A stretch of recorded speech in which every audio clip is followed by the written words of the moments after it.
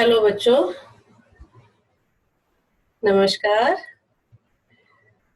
बच्चों, हम लोग समझ चुके हैं वादी स्वर किसे कहते हैं, संवादी स्वर किसे कहते हैं, और आज आपको बताया जाएगा अनुवादी स्वर किसे कहते हैं। बच्चों, वादी स्वर जो है वो राग का महत्वपूर्ण स्वर इस रूप में है कि उसे राजा की उपमा दी गई है। यानी कि जिस प्रकार से राज्य में राजा का महत्व होता है, उसी प्रकार से राग में वादी स्वर का महत्व होता है। इसके बाद बच्चों आता है संवादी स्वर, जिसका महत्व वादी से कुछ कम लेकिन फिर भी अन्य स्वरों से काफी अधिक होता है। इसीलिए उसे राज्य रूपी राग में मंत्री की उपमा दी गई है। यानी कि जो भी राजा करते हैं उसी के अनुसार मंत्री भी उनकी सहायता करते हैं। साथ में आपको ये भी बताया था कि वादी और संवादी स्वरों में 4 या 5 स्वरों का अंतर होता है, जिसे कि षडज मध्यम भाव या षडज पंचम भाव के नाम से जानते हैं।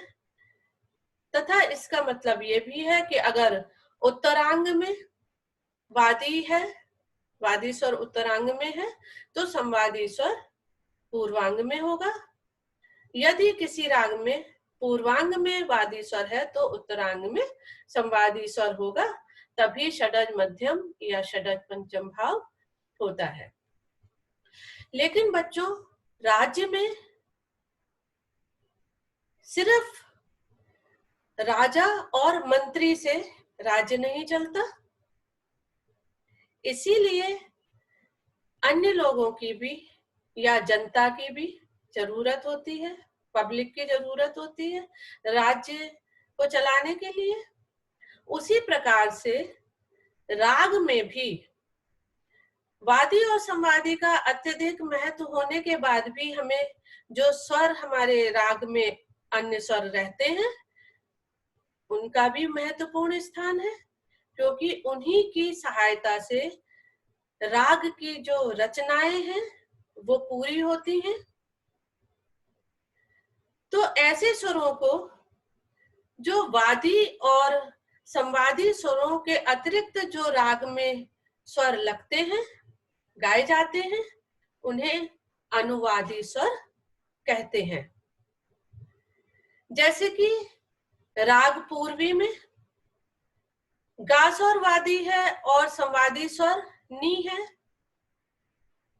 राग पूर्वी की जाति संपूर्ण संपूर्ण है, यानी कि 7 स्वर गाए जाते हैं। तो एक वादी और एक संवादी हटाने के बाद जो 5 स्वर बचते हैं वो अनुवादी स्वर कहलाएंगे।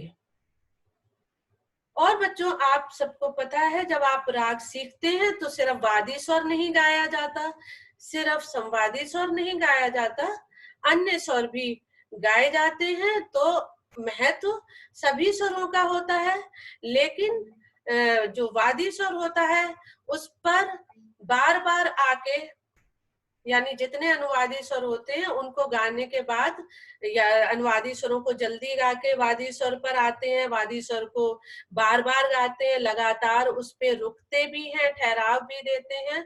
तो ये सब बातें ध्यान रखने की होती हैं। लेकिन अनुवादी जो स्वर होते हैं वो राजा की और मंत्री की सहायता करते हैं, इसीलिए इन्हें अनुचर की संज्ञा दी गई है।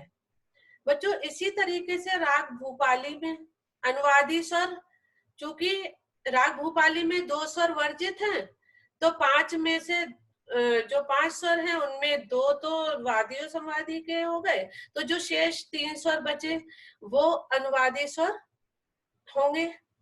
तो अनुवादी स्वर वो होते हैं जो कि वादी और संवादी के अतिरिक्त जितने भी स्वर राग में गाए जा रहे हैं वो सभी स्वर अनुवादी स्वर कहलाते हैं। इसी तरीके से राग काफी राग खमाज, यानी जितनी भी रागें गाई जाएंगी उन सभी में आप लोग परिचय जब आप पढ़ते हो या राग सीखते हैं या राग आप लोग गाते हो तो इस चीज का आप लोग भली भांति इस चीज को देख सकते हैं कि आप कितने स्वर गा रहे हैं। उनमें से वादी और संवादी के बाद जितने भी स्वर गाए जाएंगे वो सभी स्वर अनुवादी स्वर कहलाते हैं। तो अनुवादी स्वर जो है वो राग विस्तार में, यानी किसी भी राग को जब गाया जाता है उसका विस्तार किया जाता है, राग विस्तार गाया जाता है, तो ये जो अनुवादी स्वर हैं वो वादी और संवादी स्वरों की सहायता करते हैं। चूंकि सहायता करते हैं इसीलिए इन्हें अनुचर या सेवक की उपमा दी गई है। जैसे कि राज्य में राजा और मंत्री के बाद जितनी भी शेष होती है वो पब्लिक होती है, जनता होती है, उसी तरीके से राग में अनुवादी स्वर होते हैं। लेकिन इनका भी महत्व बहुत होता है, इनके बिना तो राग गाया ही नहीं जा सकता। तो यह सब राग रूपी राज्य में साधारण कर्मचारी हैं।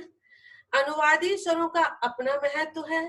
जिस प्रकार राज्य में केवल राजा तथा मंत्री सहायकों के बिना कोई भी कार्य सहायता पूर्वक सफलता पूर्वक नहीं कर सकते, उसी प्रकार वादी और संवादी स्वरों को राग विस्तार के कार्य में अनुवादी रूपी अनुचरों की आवश्यकता होती है।